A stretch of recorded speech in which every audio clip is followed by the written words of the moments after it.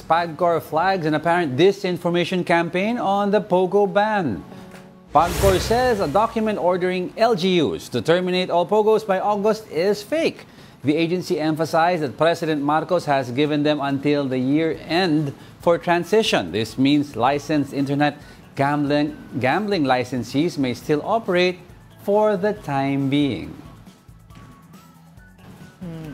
They may operate for the time being. Parang ang understanding ko is from the time the order, kasi we spoke to Winston Casio, parang sa kanila, the moment the President gave the directive sa SONA, they're allowed until the year end to completely remove, but it doesn't mean that most of them can operate na daw. It's just that transitioning into closing. Isa-isahin na naku-close. Siguro give them time to let go of their employees, pay the severance pay utilities. Yeah, pero hindi na dapat mag-operate. Hindi ko rin kasi sinabi, di ba? Hindi, yan ang sinabi ni Winston Casio na basta sa amin, President Bongbong, they have until December to totally vacate. Yes. Pero tuloy-tuloy pa rin daw sila with ensuring that operate the time being. di ba? Tuloy-tuloy pa rin daw dapat sila with regards to closing down. Pero they were actually talking about the IGL, Internet Gaming Licenses. IGL Pero yun nga, 'di ba naging issue nga 'yan, 'di ba? Sabi nga nila, ang IGL is just the same dog different color